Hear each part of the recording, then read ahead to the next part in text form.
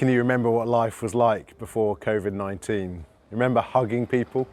Remember being able to post a photo on social media without having to reassure everyone that your meetup was socially distanced?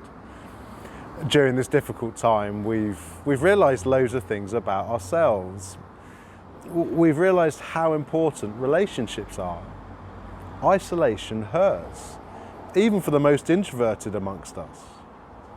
We've realised too how much we value our freedom, to be able to go where we want, when we want, for as long as we want. And we've realised that despite all the incredible medical advances of the last 50 years, life is still fragile. In the midst of this nasty virus, as our 3-year-old calls it, many have found themselves looking for signs of hope. We long for the day when we can hug our grandchildren, feel the embrace of a friend. We long for the day when we're not thinking about social distancing and news of Covid-19 deaths has been consigned to the past.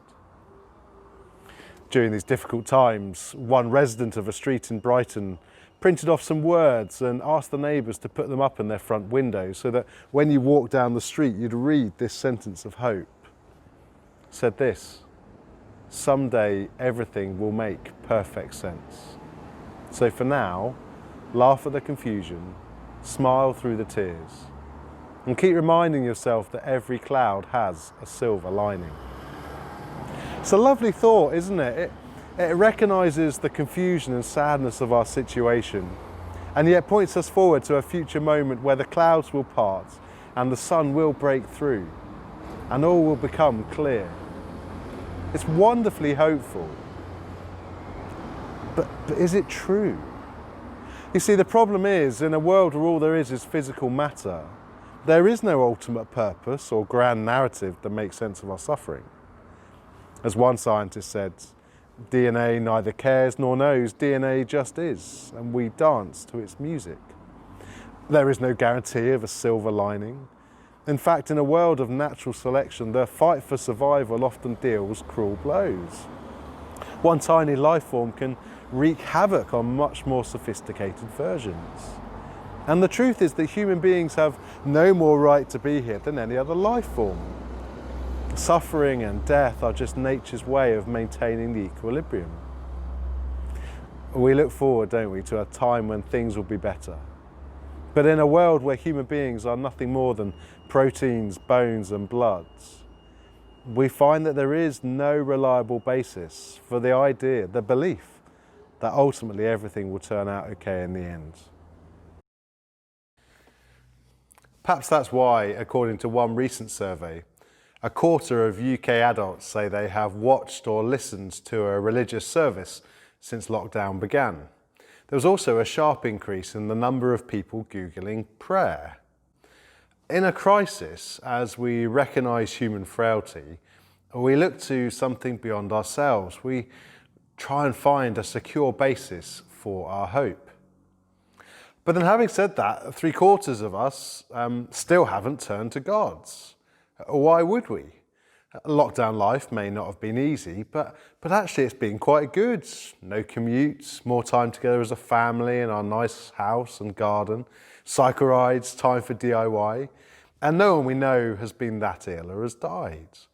In fact, according to the Office of National Statistics, 40% of adults had said their life has improved during lockdown. If belief in God then is what some need to get them through, then fair enough. But to be honest, you're happy enough without him. After all, we don't need gods. We should put our hope in humanity for the better world we long for. And we've seen over the past few weeks just how much kindness humanity can bring to the world when we really have to. Communities coming together, WhatsApp groups being formed, clapping for our carers, providing meals for people, delivering prescriptions and food. It's been wonderful. But at the same time, we've seen the other end of the scale. The panic buying which left many of the most needy in our society and our key workers struggling to get food. Beaches left in a complete mess. Illegal raves or parties, violent protests, abuse of the police, and just a general unwillingness to heed the lockdown rules. Of course, that's even before we get started on the things people have said to each other on social media. We might argue that's just a small minority. But COVID-19 has exposed the underlying selfishness and inequality which scars the human race. How can it be, after thousands of years of human history, that we still live in a society where people with a certain skin colour are more likely to die of COVID-19? How can it be that some people can receive all the medical care they need, whilst others around the world don't even have access to basic health care, or are turned away from hospitals because there isn't space for them? And how would you feel if your taxes were drastically increased to ensure those with less are provided for as a result of the economic turmoil resulting from COVID-19? See, the kindness and sacrifice of people has been wonderful to see, but how long will our generosity last when it becomes much more costly to us? Do we really think that humanity can break free of the individualism that shapes our lives in order to deliver a better future for all? The testimony of history is that we can't. I wonder too, if we're being really honest, whether it's realistic to think that we'll ever access the life we long for. As we've thrown ourselves into creating our own little paradise of family, home, garden, work, lockdown has shown us that the things we love the most are also the source of much of our pain, frustration and hurts. The more love, time or money we invest, the more we are aware of what we lack. These things just don't fulfill us like we hope they will. Again, according to the Office of National Statistics, our experience of COVID-19 has led over a quarter of us to want to make significant life changes to our relationships, job or home. Life has moments of glorious joy, and yet they never last. We're always looking for more, hoping for better. Suffering and ill health are often our chief tormentors, whether our own struggle or the pain of people we love, from the common cold to cancer and COVID-19. All these things hinder our ability to enjoy the life we think we deserve. It's not surprising then that one of the moments in lockdown that gave us all hope was the news that those clever people at Oxford University were developing a vaccine. What a difference that will make to our lives. And we long for that day. But then how long before COVID-20 or 21 come along? Or we face another illness, or we just grow old as our time on this earth draws to a close. The daily death count of COVID-19 has made us uncomfortably aware of our mortality. We don't normally talk about death. We ignore it because many of us fear its uncertainty and finality. And it hurts because it ends hope for good. Those words in the window, they sound lovely, don't they? But you probably wouldn't say to them to someone who's just lost a loved one to COVID-19. The death of someone close to us changes our lives forever, and not normally for the better.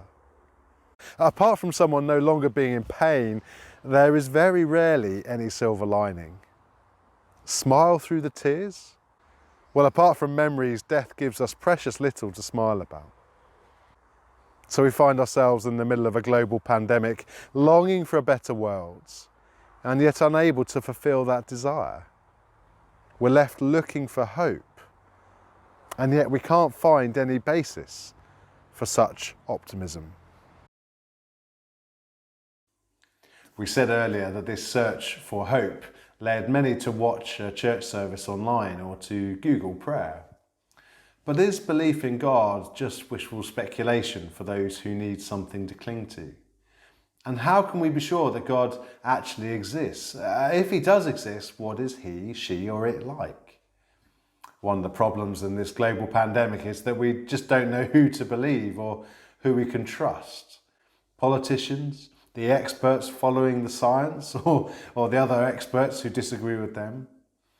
It's understandable, given our current cultural climate, that we might be sceptical of any truth claim made by a religion. And perhaps that's why we don't take the accounts of the life of Jesus very seriously. These records, known as the Gospels, contain the details of Jesus' life and teaching. They document some events so extraordinary that you might describe them as unbelievable. But the writers claim to be writing about real people, real events, real history. And their accounts are based upon eyewitness evidence. Most of them would be killed for their beliefs. There was no personal gain for them in making this stuff up. They write the truth as they see it unfold before their eyes. And they write passionately because Jesus had changed the way they saw the world. He had given them hope, a hope of a better world, a hope of receiving the life they longed for, a hope that not even death could snuff out, and a hope that was based on secure foundations. So you can imagine how gutted they were when Jesus said that he would be leaving them, by which he meant his death on a cross. Their hopes and dreams were left shattered. But Jesus wants to reassure them. In a strange twist, he insists that his death is not the end of hope, but the beginning of its fulfillment. That in fact his death is the very cause and basis for hope for all humanity. As Jesus looks ahead to his death, Jesus' words to his closest friends are recorded in one of the accounts of his life by a guy called John. Jesus says, "Do not let your hearts be troubled. You believe in God, believe also in me. My Father's house has many rooms. If that were not so, would I have told you that I am going there to prepare a place for you? And if I go and prepare a place for you, I will come back and take you to be with me, that you also may be where I am." Sounds a bit cryptic, doesn't it? So let's reflect on those words a bit. Believe in God, believe also in me. Jesus invites his friends to believe, but to believe what? Well, previously to this, Jesus has spent nearly 3 years travelling around making a claim that was pretty extraordinary even to the God-fearing people of the time. He taught that he was God the Son, come to earth to reveal God to the world. A huge claim, and yet his words had such authority and power. With his voice he gave sight to the blind, hearing to the deaf, the paralysed walked, sickness was healed, and incredibly people were raised to life from the dead. Jesus says to his friends, "You believe in God, so believe in me, for I too am God." It's an extraordinary claim, yet one that can be weighed and tested, seen, heard and touched, a life recorded in the pages of history, and a life that makes sense of our daily human experience. If Jesus really does reveal the God who is there, he reveals a world that was created and designed, a world where life isn't the product of a random genetic mutation, but has purpose, reason and hope. One day everything really will make perfect sense. But if that is who Jesus really was, why did he die? Well, Jesus reveals the answer when he says, "I'm going there to prepare a place for you." God stepped into the world in the person of Jesus to prepare a future home for us, to give us hope, hope of a new world like this one, but perfect, a world where life never ends. Jesus described it as a room. It doesn't sound particularly wonderful, does it? But don't be deceived. Imagine living in a world where all the longings of this life found their fulfillment. Lockdown has shown us we long for relationships. We've seen glimpses of humanity at its best and most beautiful. Well, imagine a world of perfect beauty, peace and love, where our kindness was never tainted by selfishness. Lockdown has shown us we long for freedom. Imagine a world where we were truly free to be the people we were designed to be. A world where all people were truly equal. Lockdown has shown us that human life is fragile. Imagine a world where sickness and pain were not even a possibility. A world where there was nothing to fear because death was dead. But how do we get this life? Well, Jesus goes on to say, "I am the way, the truth and the life. No one comes to the Father except through me." Notice here that Jesus is less concerned about what the room is like and more concerned about who is there, God the Father. You see, what Christians long for most and what is central to our hope is not a place, but a relationship. Jesus reveals that human beings are more than DNA, more than proteins, bones and blood. We are hardwired to love and to be loved in relationship with each other and crucially with God. Only this relationship with God fulfills us and makes us whole. But we reject God and we try to replace him with the stuff he made for us to enjoy. As a result, we've become distant and cut off from him. A few weeks ago in lockdown, a friend of mine was stood at the airport arrivals gate waiting for his son to return home from Africa after his charity work was brought to an abrupt end. And my friend describes the excitement and anticipation of being reunited with his son, and yet also the pain of not being able to hug the boy he had known and loved for the previous 18 years. Only 2 meters away and yet painfully distant. Jesus reveals the God who is there. The God who's made us to know and enjoy his love in a perfect world. He is so close to all of us, and yet Jesus also shows us that God is painfully distant from us. Our rejection of him through our human pride and selfishness leaves us cut off from God, guilty and shamed before him like an adulterous husband or wife. But God steps into the world to reconcile us with himself. On the cross, Jesus takes our shame, dies in our place, taking the punishment of God that we deserve, so that instead we might receive God's loving embrace as he welcomes us home. And when you are loved like that, when you know that one day you will be in a room with that God for all eternity, then you can say with utter confidence, someday everything will make perfect sense. So for now, laugh at the confusion, smile through the tears, and keep reminding yourself that every cloud has a silver lining. And the reason that we can have that sort of hope with such certainty is that Jesus didn't stay dead. He rose from the grave, proving that he can deliver on all of his promises of this life with God in a perfect new world. And therefore we can have hope, not speculative optimism or wishful thinking, but certain confidence. About 5 years ago, Jeremy Marshall was told that his cancer was not curable. Well, wonderfully, he's still alive today, but his fight against cancer has been a difficult journey. He describes how problems with his eyes left him nearly blind. He's had numerous operations, radiotherapy, and several rounds of chemotherapy. But despite all that, he has a certain and unshakable hope. He wrote in the Spectator magazine recently, "I recently attended a funeral where the celebrant said mournfully, 'There is no answer to death.' But I believe there is, and it brings me great hope. In the short time left for me in this world, I can think of nothing more important than sharing that hope with others." The relationship with God that Jesus makes possible begins now and lasts through death into eternity. Jesus meets us in our confusion and sadness and points us forward to the day when everything will make perfect sense. So this evening, Jesus invites you to believe in him and through him to take your place in that beautiful room and to receive the life you were made for. He invites you to know unshakable hope.